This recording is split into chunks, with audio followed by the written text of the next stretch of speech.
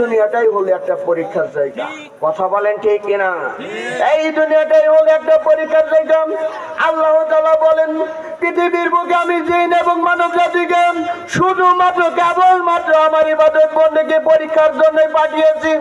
এই কারণে ভাই, কোটিপতি বানানোর মালিককে আল্লাহ, লাখ সাহেব বানানোর মালিককে আল্লাহ, ফকির বানানোর মালিককে ধনী বানানোর মালিককে আল্লাহ। এমন একজন আল্লাহ, কোটিপতি বানানোর মালিক আল্লাহ, হেদায়েত দান করার মালিক আল্লাহ, নিয়ামত দান করার মালিক আল্লাহ, গরিব দান করার মালিক আল্লাহ, বিপদ দেওয়ার মালিক আল্লাহ, বিপদ থেকে মুক্ত করার মালিক আল্লাহ। কথা বলেন ঠিক কিনা? ইচ্ছা করলে আপনি কোটিপতি হইতে পারবেন না, ইচ্ছা করলে আপনি লাখ সাহেব হইতে পারবেন না, ইচ্ছা করলে আপনি ধনী হইতে পারবেন না, ইচ্ছা করলে আপনি ফকির হইতে পারবেন না। কথা বলেন ঠিক কিনা? আল্লাহ যদি চায়, আমি ওই বান্দাকে কোটিপতি বানাবো। পৃথিবীর বুকে হাজার চেষ্টা করেও ওই বান্দার কাছ থেকে আপনি কখনো ফকির বানাইতে পারবেন না। কথা বলেন ঠিক কিনা? আল্লাহ তাআলা যাকে চান, আমি ওই বান্দাকে লাখ সাহেব বানাবো। আপনি পৃথিবীর হাজার চেষ্টা করেও ওই বান্দাকে কখনো ফকির বানাইতে পারবেন না। কথা বলেন ঠিক কিনা? আল্লাহ তাআলা যাকে চান, ওই বান্দাকে আমি ফকির বানাবো। হাজার চেষ্টা করেও আপনি কখনো ওই বান্দাকে ফকির বানাইতে পারবেন না। কথা বলেন ঠিক কিনা? আল্লাহ তাআলা যাকে চান, আমি ওই বান্দাকে বিপদ দিয়ে পরীক্ষা করব। হাজার চেষ্টা করেও ওই বান্দার কাছে কখনো বিপদ দ্বারা কখনো হইতে পারবেন না। কথা বলেন ঠিক কিনা? এই কারণে বিপদ দেওয়ার মালিক আল্লাহ, বিপদ থেকে মুক্ত করার মালিক আল্লাহ, হেদায়েত দেওয়ার মালিক আল্লাহ, নিয়ামত দেওয়ার মালিক আল্লাহ। শুধু তাই নয়, সন্তান দেওয়ার মালিক আল্লাহ। সন্তান দেওয়ার মালিককে? সন্তান দেওয়ার মালিক আল্লাহ, সন্তান না দেওয়ার মালিক আল্লাহ। কথা বলেন ঠিক কিনা? আল্লাহ তাআলা যাকে চান শুধু সন্তান দিয়েই পরীক্ষা করেন, আর আল্লাহ তাআলা যাকে চান সন্তান না দিয়েও পরীক্ষা করেন। কথা বলেন ঠিক কিনা? আল্লাহ তাআলা যাকে চান শুধু ছেলের সন্তান দান করে আল্লাহ তাআলা পরীক্ষা করেন, আর আল্লাহ তাআলা যাকে চান শুধু মেয়ের সন্তান হয়, মেয়ের সন্তান দিয়েও আল্লাহ তাআলা পরীক্ষা করেন। কথা বলেন ঠিক কিনা? আল্লাহ তাআলা যাকে চান শুধু ছেলের সন্তান দান করে আল্লাহ তাআলা পরীক্ষা করেন, আল্লাহ তাআলা যাকে চান মেয়ের সন্তান দান করে পরীক্ষা করেন, আল্লাহ তাআলা যাকে চান কোন সন্তান না দিয়ে আল্লাহ তাআলা পরীক্ষা করেন। কথা বলেন ঠিক কিনা? বেলকুশির বুকে এক মানব জাতি 20 বছর যাবত বিয়ে করছে, 20 বছর যাবত বিয়ে করছে, একটা সন্তানেরও কোনো খবর হয় না। কথা বলেন ঠিক কিনা? 20 বছর যাবত বিয়ে করছে, একটা সন্তানের আশায় সন্তানের খবর হয় না। জামাই বউকে দোষায় দোষ তোর, বউ জামাইকে দোষায় দোষ তোর, আসলে কে দোষ কারো? আল্লাহ তাআলা যাকে দেন শুধু ছেলের সন্তান বানিয়ে পরীক্ষা করেন, আল্লাহ তাআলা যাকে দেন শুধু মেয়ের সন্তান দিয়ে পরীক্ষা করেন, আল্লাহ তাআলা যাকে দেন কমন জেন্ডার বানিয়েও আল্লাহ তাআলা পরীক্ষা করেন। কথা বলেন ঠিক কিনা? আল্লাহ তাআলা যাকে চান তাকে শুধু কমন জেন্ডার বানিয়েও আল্লাহ তাআলা পরীক্ষা করেন, আর আল্লাহ তাআলা যাকে চান তাকে সন্তান না দিয়েও পরীক্ষা করেন। এই কারণে বিশ্বাস রাখতে হবে একমাত্র আল্লাহর উপর, ভরসা রাখা লাগবে একমাত্র আল্লাহর উপর, ঈমান আনা লাগবে একমাত্র স্বয়ং আল্লাহর উপর। কথা বলেন ঠিক কিনা? কোন মাজার কি কোন সন্তান দিতে পারে? বলেন, কোন মাজার কি সন্তান দিতে পারে? কোন মাজার মানুষকে সন্তান দিতে পারে না। একটা সন্তানের আশায় 20 বছর যাবত বিয়ে করেছে, একটা সন্তানের আশায়। সন্তান হলো মহান আল্লাহ তাআলার দেওয়া সবচেয়ে বড় নিয়ামত। কথা বলেন ঠিক কিনা? একটু জিকির করে লা ইলাহা ইল্লাল্লাহ, লা ইলাহা ইল্লাল্লাহ। ভাই খুশি? লা ইলাহা ইল্লাল্লাহ, লা ইলাহা ইল্লাল্লাহ, মুহাম্মাদুর রাসূলুল্লাহ। লিল্লাহি তাকবীর, লিল্লাহি তাকবীর। কোরআন আছে যেখানে, কোরআন আছে যেখানে, কোরআন নাই যেখানে, কোরআন নাই যেখানে, আলেম ওলামা যেখানে, আলেম ওলামা যেখানে, গান বাজনা যেখানে, গান বাজনা যেখানে, আমরা আছি সেখানে। আল্লাহু আকবার।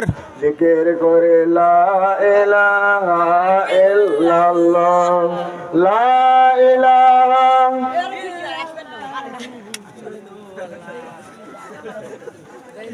ইল্লাল্লাহ মুহাম্মাদুর রাসূলুল্লাহ। সবাই জোরে জোরে বলে সাল্লাল্লাহু আলাইহি ওয়াসাল্লাম। আমার সম্মানিত মুসলমান মা এবং ভাই বোনেরা, হাদিস শরীফে বর্ণিত আছে কোন বান্দা যখন মারা যায়, মারা যাওয়ার সাথে সাথে তার সমস্ত আমলের দরজা বন্ধ হয়ে যায়। কথা বলেন ঠিক কিনা? হাদিস শরীফে বর্ণিত আছে কোন বান্দা যখন মারা যায় রে বাজান, মারা যাওয়ার সাথে সাথে তার সমস্ত আমলের দরজা বন্ধ হয়ে যায়। কথা বলেন ঠিক কিনা? তার সাথেকার যে সমস্ত ফেরেশতা ছিল, সমস্ত ফেরেশতা বিদায় নিয়ে চলে যায়। বান্দা যখন মারা যায়, মারা যাওয়ার সাথে সাথে তার সাথেকার রিজিকের ফেরেশতা বিদায় নিয়ে চলে যায়, তার সাথে সমস্ত আমলের ফেরেশতা চলে যায়। তাকে গঠন করার জন্য যেই সমস্ত ফেরেশতা আল্লাহ তাআলা নিযুক্ত করে রেখেছিলেন, সমস্ত ফেরেশতা বিদায় নিয়ে চলে যায়, কিন্তু তিনটি মাত্র আমলের দরজা খোলা থাকে। তিনটি মাত্র আমলের দরজা খোলা থাকে।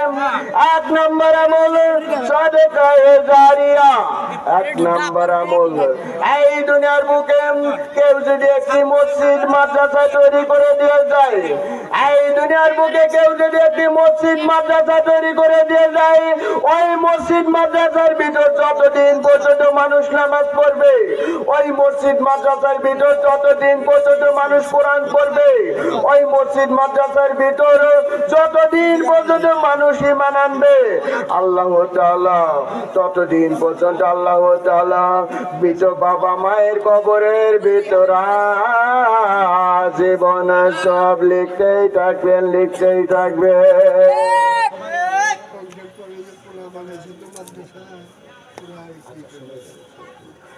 এইভাবে দুনিয়ার বুকে কেউ যদি একটি গাছপালা রোপণ করে যায়, এই দুনিয়ার বুকে কেউ যদি একটা গাছপালা রোপণ করে যায়, ওই গাছপালার ফল যতদিন পর্যন্ত মানুষ ভোগ করবে, ওই গাছপালার ফল যতদিন পর্যন্ত মানুষ ভোগ করবে, ওই গাছপালার ফল ছায়া যতদিন পর্যন্ত মানুষ ভোগ করবে, ততদিন পর্যন্ত আল্লাহ তাআলা মৃত বাবা মায়ের কবরের ভিতর জীবন সব লিখতেই থাকবেন।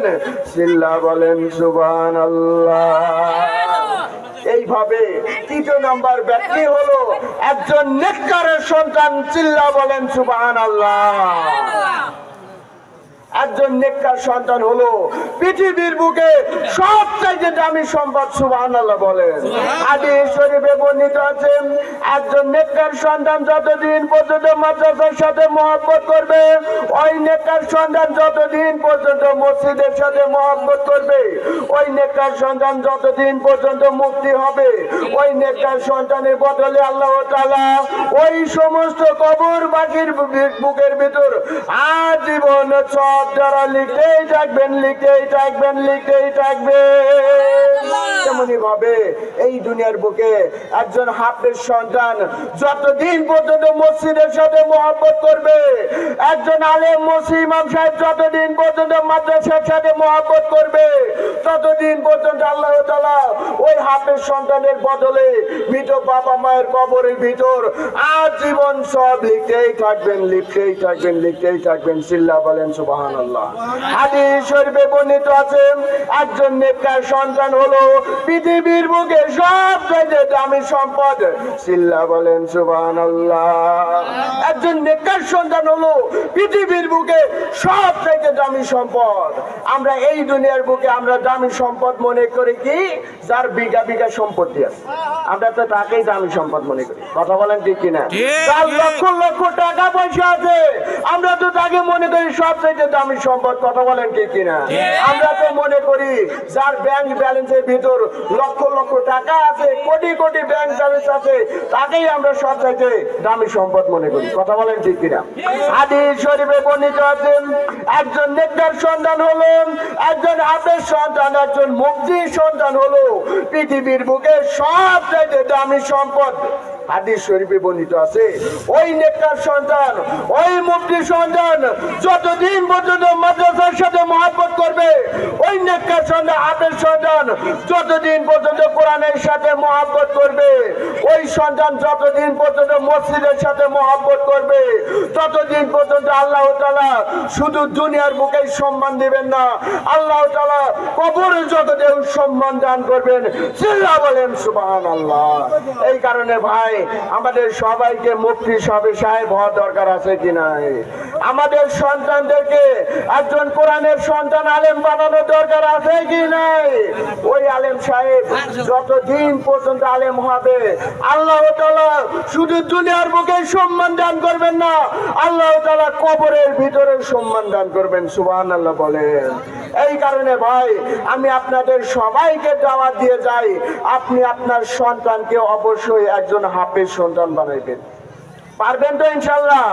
আমি আপনাদের সবাইকে দাওয়াত দিয়ে যাই, আপনি আপনার সন্তানকে অবশ্যই একজন হাফেজ সন্তান বানাইবেন। একজন হাফেজ সন্তানকে আল্লাহ তাআলা যদি দুনিয়ার বুকে দেন, ওই হাফেজ সন্তান আপনি যদি মারাও যান, ওই হাফেজ সন্তানের কারণে আল্লাহ তাআলা আপনাকে জান্নাতের ভিতর আজীবন সব লিখতেই থাকবেন, লিখতে